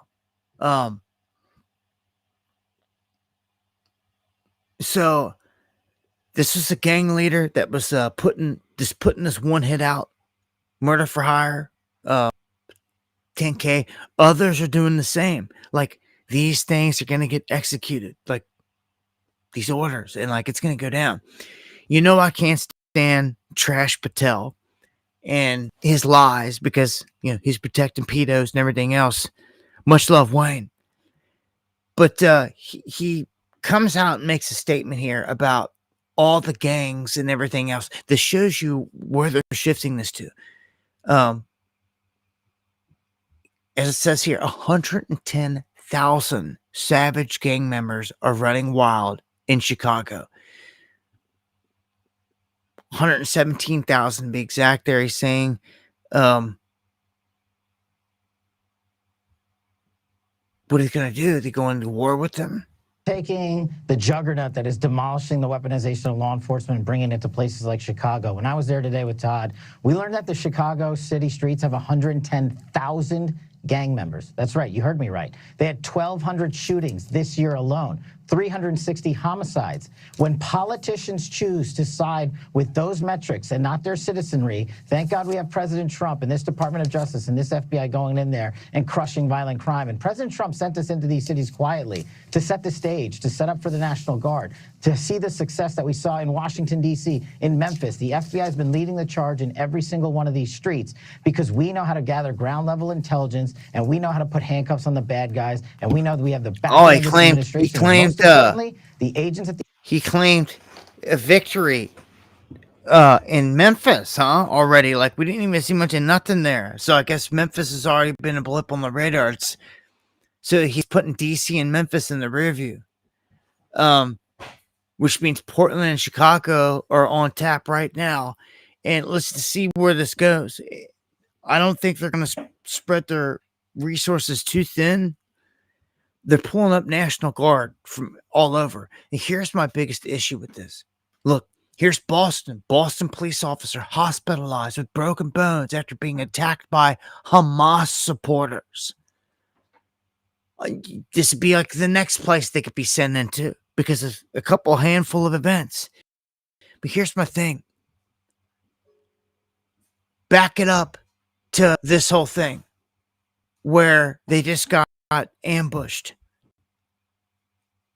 You've got battles raging over National Guard deployment to all these states right now underway. You can see this updating on the screen and what it's saying here.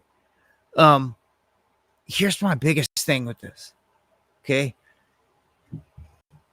When they snatch up our National Guard, our boys and girls, and they send them into these places and they get ambushed and no backup comes to help, then what? Then what? When it's too late, when they get killed, they get hurt, they get... Because that's what's next. It was ICE in this situation, but with the National Guard being sent in, it could easily be them next. And that's your frontline soldiers being basically sent into a war zone type of setting when they should be being utilized in your state for a disaster or anything else needed. Or if there's a disaster in another state, they can go lend a hand, not going to do the dirty work for the federal government. You see what I'm saying? If they want to keep sending ICE in, let them keep sending ICE in. They're hiring enough of them. All right, let them keep sending. They don't have to snatch up, your National Guard troops. This is ridiculous to me. You should never let this happen. I have a huge problem with it. And it looks like whatever's going on outside of the ICE facility in Portland, they're gearing up to send a wave at it. So I don't know how many troops, what it's going to be, but it looks like right now, Portland, Chicago are the two, 1-2 places they're looking to hit here. I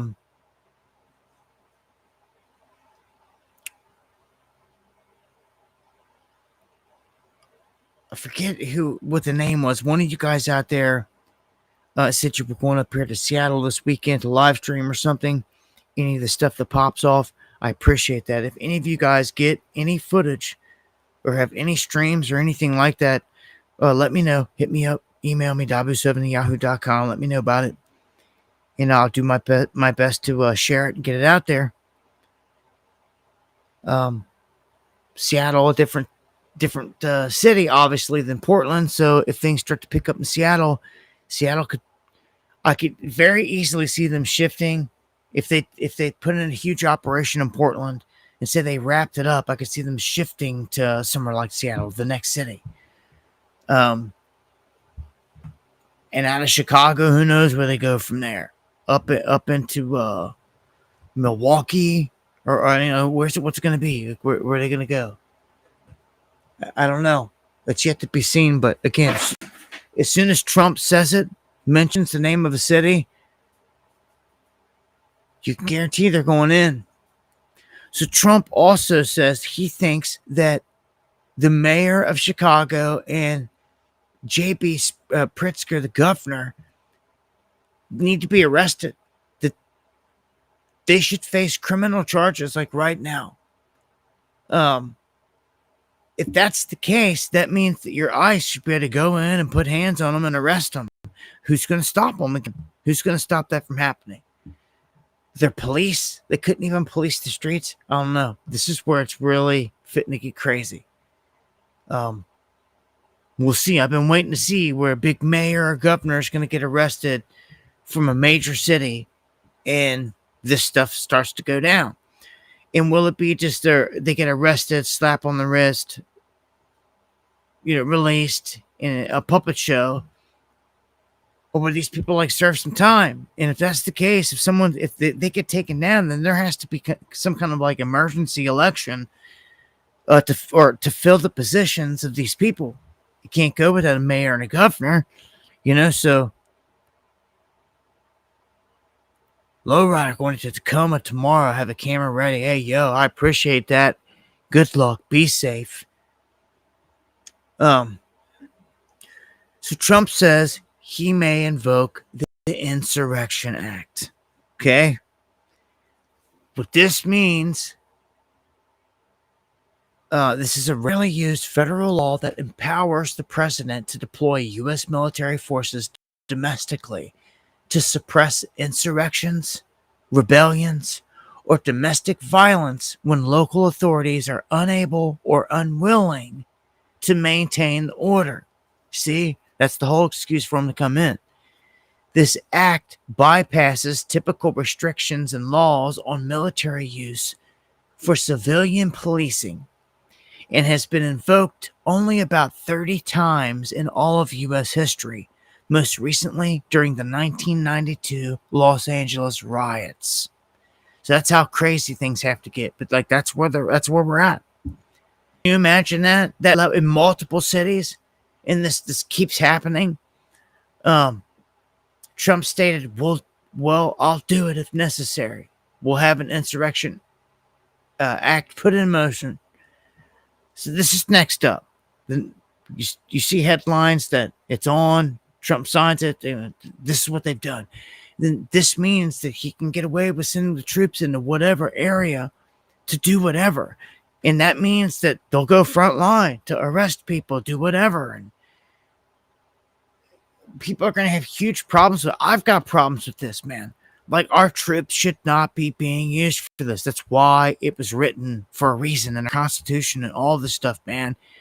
You don't just, they come up with all these ways to try to bypass this stuff, obviously, but this is ridiculous. Again, send more of your Sith Lord feds in there, not troops, not federal troops or National Guard troops. All right, so look what's happening now, and this is a huge one. The cartels are putting hits out on people, and they put threats out here. They put banners up down in Mexico. So this right here, if you missed the video I put out earlier, this is a big time travel alert. A warning. You do not want to be traveling to Mexico, because they're putting banners up saying, look, we're targeting U.S. citizens, and like, we will get them. And we know that people have been getting kidnapped and killed, and like, we've seen the live streamers that have been killed. Like, it's nuts. They're basically saying that anyone that's coming down to these destinations, like gringos, Americans, that want to come down to Cabo San Lucas or anything like that, like, you're fair game, you're a target. So it's a heads up. Like, it's on. I warned you that all of this was coming. I warned you. I've been warning you for months and months and months. Everyone to sit back. I've warned you. Just go back. It's in all the streams. It's all right there as proof. I told you this is where it's all going. And as soon as they start the strikes, it's going to get real bad. And like, they've kind of done some warm-up strikes, hitting these boats, but they haven't done the real strikes yet. Real strikes are when they really start striking, like Venezuela, cartel members in Mexico, in multiple places, left and right, and they start overriding those countries. It's about to happen, man. We're right there. Trump just said he's done with the diplomacy. He says we're done, and they have pushed. They've got a DOJ kill list that they're rolling with. Okay, just like Obama did. Obama had a drone back in the day. He sure did. They were picking people off on it and letting it be known. Okay, so Trump saying we're done talking. Like, it's over. Like, get ready. And when all happens, dude, they could do a decapitation strike right out the gate. I mean, that's when they work best. Is when you think that you got them somewhere and they're not suspecting, and you just drill them. First strike, and then it's done. The leadership's wiped out. It's a hard thing to do. They tried to do it with Saddam Hussein years ago, and they missed him several times. And I'll never forget. I got to throw this out there. Much love, Gary. I'll never forget. I was watching live when they said it. They were trying to strike Saddam, and they said live on TV that they believe, because they didn't get the border sealed fast enough, that Saddam Hussein and one of his sons slipped into Syria and got out of there. They had said it. They had said it. Years later, the guy that they said that they captured, that you can go back and you can watch the footage, that they said was Saddam, that they said they hung, that was not Saddam. Just run facial recognition stuff on it. Even 10 years ago, we did this, and it was not Saddam. It did not match. They said DNA-wise it did, because it was like a cousin or something, but it was not him. None of the biometric points on the face matched. We showed that then, man. So it was like, whatever really happened to the real dude? But the real dude was a master mason anyway, so the real Saddam was. So The last guy that I seen fight this beast and then really try to go after and really kill, like, was Gaddafi. Ike, thank you for the super chat. So Trump says that Hamas has agreed to this first phase of a peace deal. Okay, so we'll wrap it up with some stuff here around the world in terms of military. Israel, key to the end time, and everything going on large scale right now. Netanyahu all over the place, killing people everywhere, genocide. And Trump just going around everywhere trying to just pick up accolades, trying to be like the Prince of Peace that they called him. And he's, of course, trying to be right in the middle of this whole thing and saying that the first phase is here. The update basically says here that Israel and Hamas have agreed to the first phase of a peace deal that would put an end to the bloody fighting in Gaza after all this time. Of course, Trump posting it and plastering it and trying to get the credit for all of it here, but he says he's very proud to announce that Israel and Hamas have both signed off on the first phase of the plan. This means that all hostages will be released very soon, with Israel will withdraw their troops and agree upon a line. That's the first we've ever heard of that.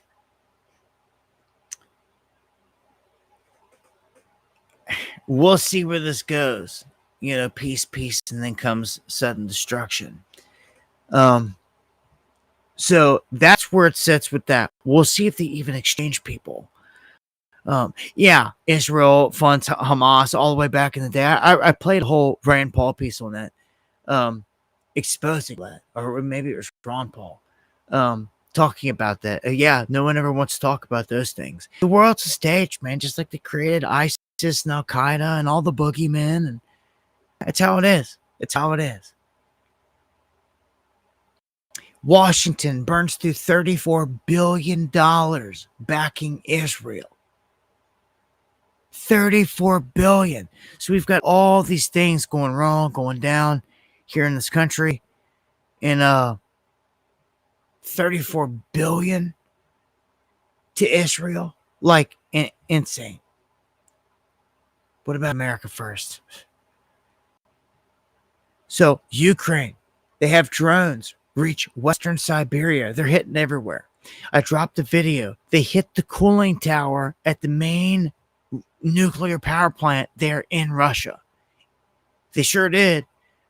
Russia said somehow they were able to electronically divert it, because if not, it would have hit a more critical spot. But they diverted it and hit the cooling tower. But these drones are wreaking havoc, man. If you guys can't tell, this is what's going to wreak havoc in this country all over. People better get a plan to stop this. Come up with the way, not sleep on this, man. Like, this is serious business, man. The drones are nothing to mess with. They're killing more troops than you even know on the front lines every day. It's the weapon of choice. They can go deep into a country. They can fly in right above the tree line. No one can pick them up hardly. And they got C4 strapped to them and a camera. They're deadly. So they also just knocked the lights out in Russia. A rare blackout in Western Russia. So they're hitting Russia more and more, deeper and deeper. I'm telling you, as they get closer to like St. Petersburg or Moscow and doing something like this, somebody's going to catch a nuke. Kiev is going to just get obliterated at some point. I don't see how this goes on for much longer. I mean, Russia's gained so much territory, and like that's like really the next move with where we're sitting, a big hit. So they admit the momentum between Trump and Putin and their talks has ran out. And Trump is threatening to pull out of NATO. This would be a huge move. We've talked about it before, but he's trying to say, all right, if you guys want to stay in this war with Ukraine, you can foot the bill. You can supply all the stuff, acting like he wants to step out of it. It's still a wise move. Just to get completely out of the Ukraine thing would be huge. And it gives you more leverage to work with Russia on like certain deals.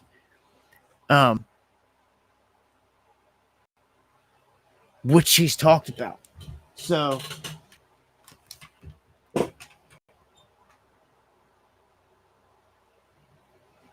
we'll see where this whole thing goes with all this. I don't see Ukraine giving up any territory whatsoever.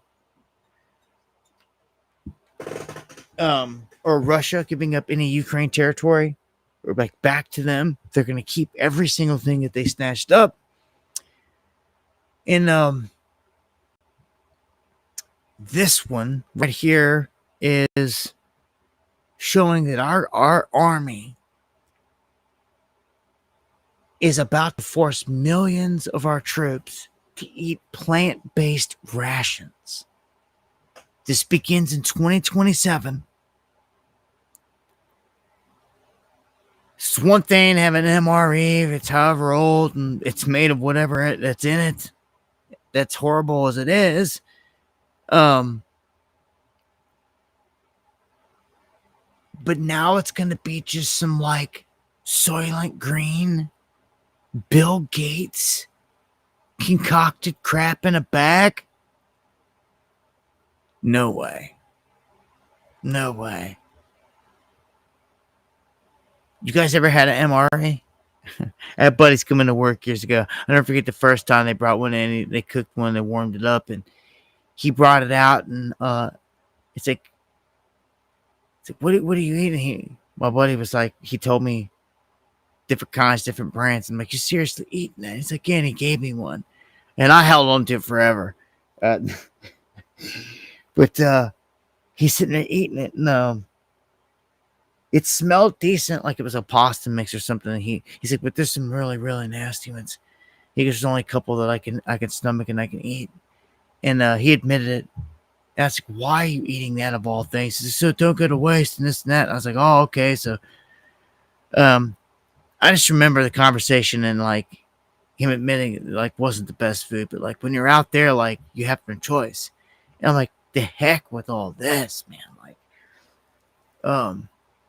yeah, so I just can't imagine like getting stuck eating Soylent Green, sucking it through a straw for survival.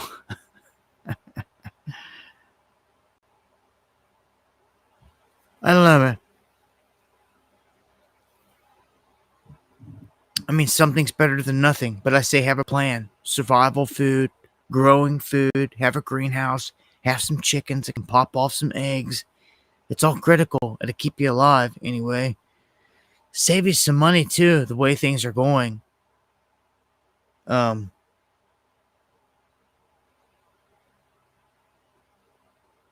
man. So it looks like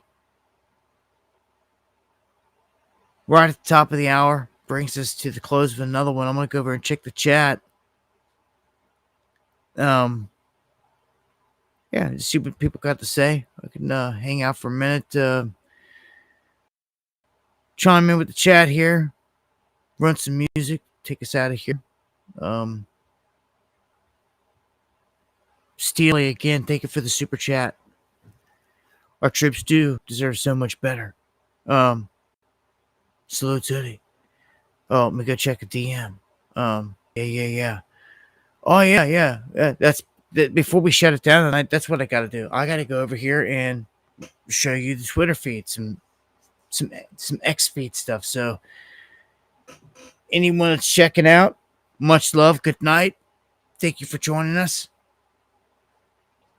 Probably push you maybe for another 15 minutes here. I at least got to go through the feed here and touch on a few things, go over here and get it opened up.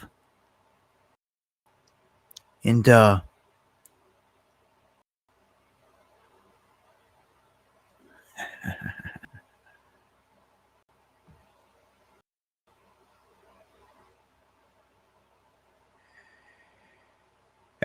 man, that's Spiro and me, the top of Tikaboo Peak. That's the weather station, and the camera right there, it sits behind it. That's us. Killer shot, brother. Thank you so much for sending that over. Kev Barr. He says, "This is how old I am." I've had the displeasure of ingesting both C rations, canned food, and MREs. Hey, brother. Thank you for everything, all your service, for everything that you've done. Much love, Spiro. Right back at you. Much love, Steve. All my brothers, Real J, all of you. But yeah, man, wanted to that one up there real quick. He shared too. Here is the other one. That is what it's like out there on top of the mountain, looking down. It's all the way out there in the distance, like Area 51. It's almost like you're on top of the world out there, like out in these mountain ranges. The cloud deck is like right there. You feel like you could reach up and touch it. I really felt like I could took the drone right up into the clouds, but picturesque nonetheless. And let me pull up the main feed here.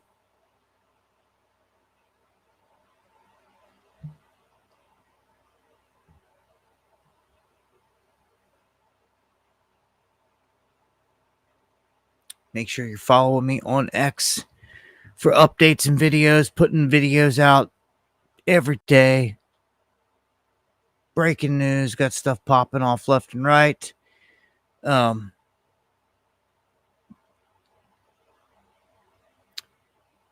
Get past some of it there. Right there is an image from Area 51. You can see the hangar right there in the image, and another shot from the top.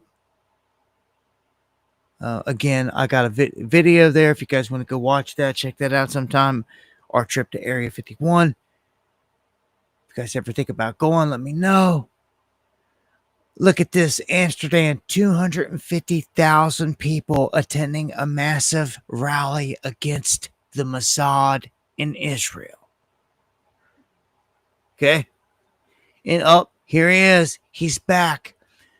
Bill Gates outlines the future of immunization, a new generation of jabs. And I'm just going to play this piece. And we will have new vaccines. We'll have a TB vaccine, malaria vaccine, HIV vaccine, and even the things like COVID vaccines. We need to make them have longer duration, more coverage, and we're going to change, instead of using a needle, to use a little patch. So the pandemic really highlighted that we've been underinvested in those innovations, and our partners in India are part of how we're going to get these breakthrough products done. You hear what he said? Get away from it. We're into the patch. He said the patch. Okay, we've already talked about all this stuff and covered it. All the patch and everything. And it uses the same principle of the rollout of Luciferase, where it can embed it in you. And he's got that patented. Like, this is the same guy that joined Trump in Mar-a-Lago to talk about mRNA. It's just telling you right there. And I'm not going to put this whole piece. If you guys want to watch this whole thing, come over to my X feed. That's all I can tell you. And scope out everything that's over here. This is the Charlie Kirk details, the new one. It's like 11 minutes long, the whole piece here. I'm just going to play the beginning, and then I'll take us out of here. But it says enough, all right? Right here. Evidence now suggests the breach inside Turning Point USA, the one that exposed Charlie Kirk's private communications, finances, and internal audits, did not come from hackers overseas. It came from inside. The data wasn't stolen, it was extracted, siphoned directly into a foreign tech firm with ties to Israeli intelligence. And here's the shocker.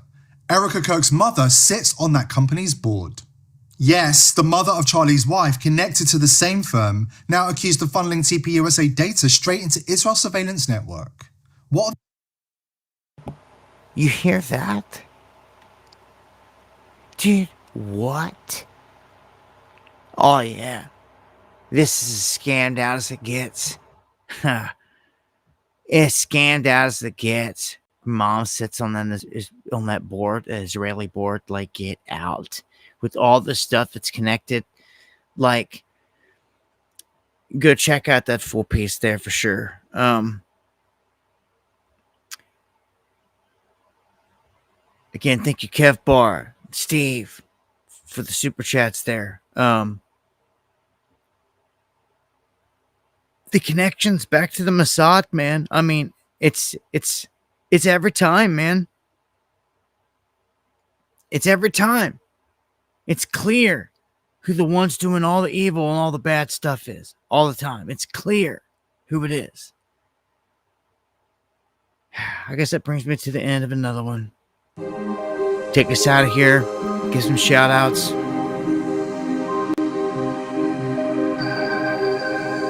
As I always say, if the Lord doesn't return in the coming days, I will see you here next time for some Underground World News Live. Time is just flying by. Stream just come and went. 2 hours, poof. And before you know it, I'll be back here again, God willing, on Friday. Much love, God bless. I thank all you guys for joining, sharing.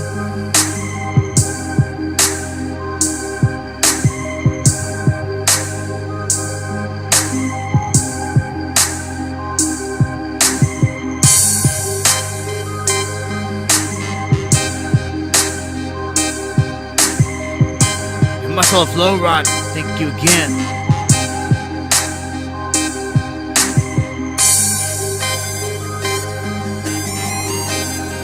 Pixie, much love.